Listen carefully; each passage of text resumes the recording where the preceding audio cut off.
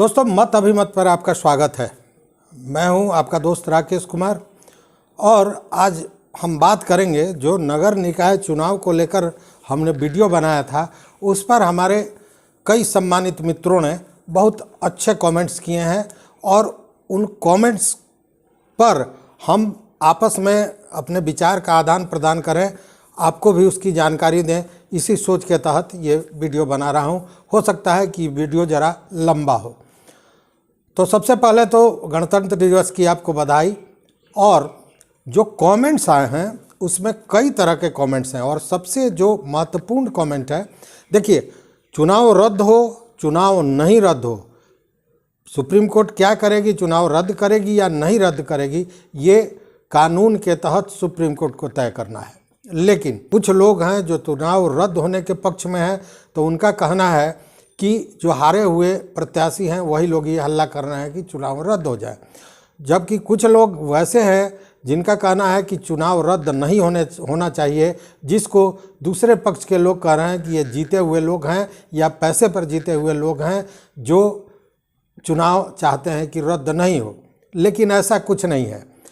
जो याचिकाकर्ता है सुनील कुमार, वो चुनाव जीते हुए हैं, बावजूद वो इस लड़ाई को लड़ रहे हैं। लड़ाई को लड़ने के पीछे ये कारण है कि जो ओबीसी की जातियां हैं, जो जातियां राजनीतिक रूप से पिछड़ी हुई हैं, उनको आरक्षण मिले, उनकी लड़ाई वो लड़ रहे हैं। उसमें व्यक्तिगत कुछ नहीं है, क्योंकि ये पूरे समाज की बात है। और सरकार कभी नहीं चाहती है कि ट्रिपल टेस्ट करावें। ट्रिपल टेस्ट क्यों नहीं कराना चाहती है सरकार, इस पर भी हमने एक वीडियो बनाया है, जिसका लिंक मैं नीचे दे दूंगा, आप ज़रूर देखिएगा। पूरा आईना आपको साफ नज़र आएगा कि क्यों सरकारें ट्रिपल टेस्ट नहीं कराना चाहती हैं। तो आइए एक एक करके हम कमेंट्स को लेते हैं। एक राजेश कुमार है जिन्होंने लिखा है कि बिहार सरकार अभी जो जनगणना करवा रही है उसी रिपोर्ट को बनाकर बैक डेट में सुप्रीम कोर्ट में पेश कर देगी खुद को बचाने के लिए। तो मित्र, यहाँ पे मैं ये कहना चाहूँगा कि जो सर्वे अभी जातीय जनगणना करा रही है बिहार सरकार, अगर वो सही में उसको भी अगर रख देती है, उस स्थिति में भी आरक्षण की सीटें निश्चित रूप से बदलेंगी, जो नहीं बदली थी पिछले बार। इसका मतलब कि ऐसा संभव नहीं है, पहली बात। दूसरी बात कि भले ही पब्लिक डोमेन में आयोग द्वारा जो ट्रिपल टेस्ट की रिपोर्ट दी गई है पब्लिक डोमेन में नहीं है, लेकिन कहीं ना कहीं जो लोग लड़ रहे हैं इस लड़ाई को, उन लोगों के पास ये उपलब्ध है। और ऐसे में ऐसा करना कि पूरे रिपोर्ट को बदल देना, ये संभव कहीं से नज़र नहीं आता है। वहीं एक हमारे सम्मानित मित्र हैं अजय सिंह ने बड़ी अच्छी बात कही है। उन्होंने कहा कि सर, अगली तारीख कब निर्धारित हुई है सुनवाई की, इसकी भी जानकारी देने की कृपा करें। क्या बिहार सरकार इस तैयारी में है कि जातीय जनगणना कर लें और उसमें जो आरक्षण के अनुसार सीटें बने, उसके आधार पर सुप्रीम कोर्ट के चुनाव रद्द करने के निर्णय के तुरंत बाद नए सिरे से प्राप्त जातीय जनगणना के अनुसार सीट रिजर्व कर चुनाव कराने की सोच रख रही है? इसलिए शायद वो कोर्ट से समय मांग कर लोगों को दिग्भ्रमित कर रही है और चुनाव रद्द होने की स्थिति में नए आरक्षण घोषणा कर चुनाव की तिथि निर्धारित कर दे और फिर अपनी खुद की पीठ थपथपाकर दूसरे राजनीतिक दलों पर चुनाव रद्द करवा देने का ठिकरा फोड़कर जनता को बरगला दे और अपनी गलती पर पर्दा डालते हुए फिर से जल्दी से चुनाव की घोषणा कर अपनी वाहवाही लूटने का प्रयास करे। इस पर आपकी क्या टिप्पणी है? तो मित्र, अगर ऐसा होता है कि सुप्रीम कोर्ट चुनाव रद्द कर देती है और जातीय जनगणना के बाद जो आरक्षण की सीटें बनती है उस आधार पर अगर चुनाव सरकार कराती है, कराना ही पड़ेगा, ट्रिपल टेस्ट तो कराना ही है। क्योंकि जब पिछले आयोग को सुप्रीम कोर्ट ने अवैध करार दिया तो उनको तो कराना है। अब उस आधार पर अगर सीटें बदलती है और फिर पुनः चुनाव हो ही जाता है, तो इसमें हमको नहीं लगता है कि कोई बुराई हो। रही बात कि ये इसमें प्रश्न जो असल उठता है वो ये उठता है कि जब सरकार जान रही थी कि उसने गलती की है, तो उसके बाद जो सुप्रीम कोर्ट ने कहा कि ये डेडिकेटेड आयोग नहीं है, उसके बाद तिथि निर्धारित कर ये तमाम जो खर्च किए गए, चुनाव संपन्न कराया गया, वही नहीं कराना चाहिए था। यहाँ खुद कहीं ना कहीं बिहार सरकार फंसती नज़र आ रही है। रही बात इसको दूसरे पार्टियों के मत्थे इसका ठिकरा फोड़ने की, तो ये तो राजनीति में चलता रहता है, इसे कोई रोक नहीं सकता है। आपने देखा होगा कि इतना बड़ा सिलसिला, इतना जो भूचाल होता रहा, लेकिन सरकार की ओर से इस पर कहीं कोई उस तरह की टिप्पणी भी नहीं आई। तो अगर इस तरह का होता है तो ये अच्छी बात है, स्वागत योग्य बात है कि कम से कम जो आरक्षण के पात्र हैं उनको, उन्हीं जातियों को आरक्षण दी जाए। वहीं संजय कुमार हैं जो लिखते हैं कि नीतीश कुमार लूट खसोट की सरकार, ये इन्होंने जो अभी भ्रष्टाचार बिहार सरकार में चल रही है उस पर इन्होंने बात कही है। एक गोपाल कुमार हैं, इन्होंने लिखा है कि सब निकाय चुनाव के लिए हो रहा है, सुप्रीम कोर्ट भी कैंसिल नहीं करेगी, इसलिए नीतीश जी अब आप कहाँ जाएंगे, किसके पास जाएंगे, तमाम तरह की बातें हैं। रोशन कुमार हैं जिन्होंने लिखा है जिस तरह से स्टूडेंट लोग का एग्ज़ाम कैंसिल हो जाता है फिर से एग्ज़ाम लिया जाता है ना, बिहार में गलत तरीके से किया गया है चुनाव, तो बिहार सरकार जैसे एग्ज़ाम कैंसिल करती है उसी तरह इसको कैंसिल किया जाएगा और पूरा चुनाव होगा। राजेश रोशन ने, चूँकि बिहार में ये चुनाव एग्ज़ाम कैंसिल करने की परंपरा सी बनती जा रही है, उसी पर इन्होंने ये बड़ा सटीक कटाक्ष किया है। ये एक विशाल कुमार हैं जिन्होंने एक बड़ा महत्वपूर्ण टिप्पणी की है, इसे सुनना चाहिए कि सर 1947 आज़ादी के बाद में बिहार में माली, जो मालाकार जिसे कहते हैं, कास्ट के एक भी आदमी विधायक या सांसद नहीं बने हैं, इसलिए माली कास्ट पॉलिटिकली बैकवर्ड में है, जो बहुत गंभीर बात है। तो निश्चित रूप से वैसी केवल माली या मालाकार ही नहीं, ऐसी बहुत सी जातियां हैं बैकवर्ड क्लासेस में जिनकी संख्या कम है और उनको कभी राजनीतिक रूप से कोई पद या सहभागिता नहीं दी गई है। विपिन कुमार लिखते हैं कि सुप्रीम कोर्ट बिहार सरकार की कठपुतली है, जो बोलेगी नहीं भैया इस पर तो सीधे आप अपनी बात को वापस लें। सुप्रीम कोर्ट सर्वोपरि है और वो किसी के दबाव में जाने वाली नहीं है। मैं आपको बता दूं कि अगर न्यायालय नहीं होता, न्यायपालिका नहीं होती, तो अब तक जो हम और आप खुले में सांस ले रहे हैं, यह सांस लेने की भी स्थिति नहीं होती। इसलिए न्यायालय पे इस तरह का की कोई टिप्पणी करना सही नहीं है। एक हमारे मित्र हैं दीपक कुमार, उनका कहना है कि एक तुम ही हो जो पगलाए हुए हो, बाकी सब चैनल क्यों नहीं दिखा रहा है, चुनाव हार गए हो क्या। तो मित्र, पिछले 25-30 वर्षों से पत्रकारिता में हूँ और शुद्ध पत्रकार हूँ, न पगलाया हूँ न चुनाव लड़ा हूँ और न कभी चुनाव लड़ने की मंशा ज़िंदगी में रही है। चूँकि मैंने बहुत नज़दीक से राजनीति को देखा है, राजनीतिज्ञों को देखा है, शासन को देखा है, प्रशासन को देखा है, इसलिए भैया इस राजनीति से तो दूर से ही मैं प्रणाम करता हूँ।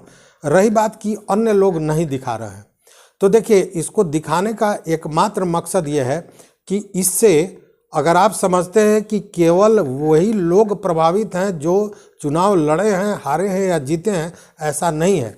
इससे पिछले 1 साल से बिहार के हर नगर निगम, नगर पालिका, नगर परिषद, नगर पंचायत का विकास रुका हुआ है।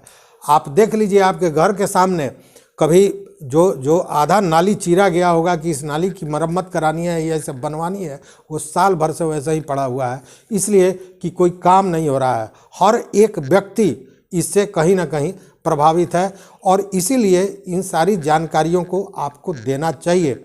अगर ये जानकारी आपके पास नहीं पहुंचेगी तो आप अपने दैनिक कार्यों में, अपने जीवन का जो आपका कार्य है उसमें इस तरह व्यस्त होते हैं कि आप इसके पीछे लगकर इस जानकारी को नहीं लेंगे कि आखिर इसमें के पीछे गलती क्या है, क्यों इस तरह का मामला कोर्ट में गया, क्यों सरकार इस तरह से समय ले रही है, या इसमें किसकी गलती है किसकी नहीं है। इसलिए ये चीज़ें आपके सामने मैं लगातार रखता रहा हूँ। शिवम पावापुरी हैं मित्र, ये हमेशा टिप्पणी करते हैं। इनका कहना है कि चुनाव रद्द नहीं होने की बात से वही लोग वही लोग कर रहे हैं, नहीं हो। एक शिवम पावापुरी है, ये पावापुरी से हैं मित्र, ये लिखते हैं कि चुनाव रद्द नहीं होने की बात वही लोग कर रहे हैं जो पैसा खिलाकर वोट लिए हैं। जो मैंने पहले भी कहा है कि इसी तरह का एक दूसरे पर कहीं ना कहीं आक्षेप लगाया जा रहा है। नागेंद्र कुमार का कहना है कि नागेंद्र कुमार ने एक टिप्पणी की है जो वरिष्ठ पत्रकार चंद्रभूषण पांडे जी के साथ हमने एक वीडियो किया था जिसमें बताया था कि सरकार ट्रिपल टेस्ट क्यों नहीं कराना चाहती है। उस पर उन्होंने एक टिप्पणी की है कि सर का कहना 100% सही है, क्योंकि कुछ जाति का अखबार में आए दिन यह छपता है कि यादव जाति, कुर्मी, कोयरी, तेली इस विधानसभा में कितना है, उनका परसेंटेज कितना है, लेकिन अति पिछड़ा वर्ग में जातियों के आधार पर यह नहीं बताया जाता है। इनका प्रश्न भी बहुत जायज़ है और ये बात सही है। उन्होंने आगे लिखा है कि अगर सुप्रीम कोर्ट चुनाव रद्द करती है तो इस स्थिति में राज्य सरकार को यह भी निर्देश देना चाहिए कि जितने भी प्रत्याशी चुनाव लड़े हैं उनका जो भी खर्च हुआ है सरकारी अनुमान लगाकर सरकार उसे वापस करे। चूँकि सरकार की गलती, इनका मानना यह है कि सरकार की गलती से इस तरह का मामला हो रहा है, इसलिए ये दोषी सरकार है और सरकार को जिन लोगों ने जो खर्च किया है, जो प्रत्याशियों ने, वो वापस करना चाहिए। फिर शिवम पावापुरी लिखते हैं कि 15 दिन के बजाय सरकार को 25 दिन का वक्त मिल गया है। ऐसा क्यों हुआ? कहीं ना कहीं बिहार सरकार कोर्ट के द्वारा समय बढ़वाकर पीछे इस केस को कमज़ोर करने की साजिश है। मित्र, केस कोई क्या कमज़ोर करेगा? केस तो ऑलरेडी इसका डिसीजन हो गया है। जो मैंने आपको पीछे भी बताया, पिछले वीडियो में सुनील सिंह ने जो कहा, या सुरेश जी ने जो लखीसराय के हैं वो भी याचिका करते हैं, उन लोगों ने जो कहा, तो वो ऐसे ही तो कह नहीं रहे हैं। उनके अधिवक्ता जो कानून के जानकार जो उनको बता रहे हैं उस आधार पर उनका कहना है। और ये बात भी सही है कि सुप्रीम कोर्ट ने इसका सच पूछिए तो फैसला तो पिछले दिनों ही कर दिया था। अब उसको बताना है, चूँकि मामला डेडिकेटेड आयोग का है और उसे सुप्रीम कोर्ट ने पहले ही डेडिकेटेड मानने से इनकार कर दिया है। विनीत कुमार लिखते हैं कि जब 52 दिनों में सरकार जवाब नहीं दे पाई तो इस 15 दिनों में क्या देगी? बात तो जायज़ है। शाहिद अफरीदी हैं, इन्होंने कहा है कि हम लोग सभी लोग सुनील जी के साथ हैं, सुनील जी जैसा चाहेंगे हम लोग उस तरह से उनकी मदद करेंगे। एक मित्र है मोहम्मद इदरीश खान, इनका लिखना है सब कोई 20 दिन पहले से ही कमेंट करके चुनाव स्थगित कराने में लगे हैं। जैसे पलटू चाचा सीएम बनने के चक्कर में पाला बदल लेते हैं, वैसे ही यहाँ पलटू चाचा जुगाड़ में थे कि कैसे सुनवाई पलट जाए। जुगाड़ मिल गया और सनी देओल का डायलॉग तारीख पर तारीख देने वाला स्कीम 20 दिन के लिए मिल गया। तो ये इनका जो कमेंट है वो कमेंट पूरी तरह कटाक्ष है और जो सही भी है। एक मित्र है नगर निकाय चुनाव विशेष, इन्होंने लिखा है कि सरकार और निर्वाचन आयोग गोपनीय रिपोर्ट तथा कथित समर्पित आयोग को एन केन प्रकारेण सत्यापित करने के लिए तैयार कर रहा है, जिसमें शासन और प्रशासन सहभागी है, परंतु न्यायालय के अधीन मामला है। उम्मीद करना उचित होगा कि चुनाव निश्चित रूप से रद्द होंगे और तभी सुप्रीम कोर्ट का विश्वास और संवैधानिक ढांचे का महत्व बना रहेगा। तो निश्चित रूप से अब सरकार क्या कर रही है ये कहना तो बड़ा मुश्किल है, लेकिन जवाब तो सरकार को देना है। Hind relaxing and meditation music करके एक यूट्यूब चैनल है, वो मित्र उनका जो कमेंट है उसको मैं पढ़ के सुनाता हूँ। यह तो पहले ही पता है कि डेडिकेटेड आयोग बनाए बिना चुनाव कराया गया, जिस आधार पर रिजर्वेशन दिया गया वो न्यायालय के आंखों में धूल झोंकने की कोशिश है। मतलब सरकार ने जो बनाया था आयोग उस पर इन्होंने कहा है। जिन जिन सीटों पर आरक्षण दिया गया वे हाई कोर्ट के रोक के पहले का ही था, रोक से पहले ही नामांकन हुआ था और उसी नामांकन पर चुनाव कराया गया।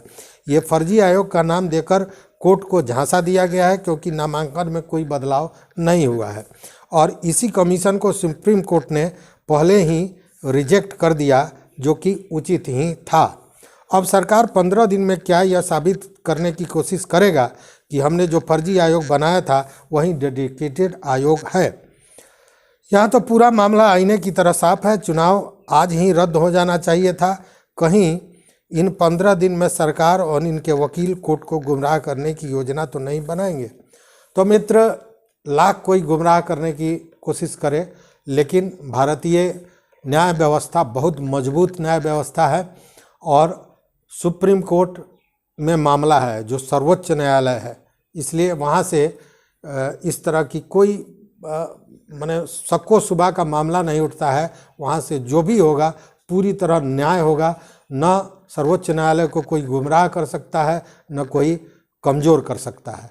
तो हम लोगों को वेट करना चाहिए 15 तारीख का कि 15 तारीख तक क्या होता है। ऐसे तो अपने और मित्रों का नाम जिन्होंने कमेंट किया है, जिनकी कमेंट है कि या तो रद्द हो या न हो, और छोटी छोटी बहुत सी कमेंट हैं जिसमें हैं प्रेम कुमार, रोशन कुमार, अभिषेक भारद्वाज, रघुनाथ झा, प्रिंस राय, मोहम्मद नवाब, संजय कुमार, चंदन पासवान, पिंटू सिंह, सीमा देवी, प्रमोद कुमार, जटऊ पासवान लिखते हैं कि ट्रिपल टेस्ट हो गया, अब कुछ भी होने वाला नहीं है। तो ऐसा नहीं है मित्र, ट्रिपल टेस्ट किसने किया ये महत्वपूर्ण है।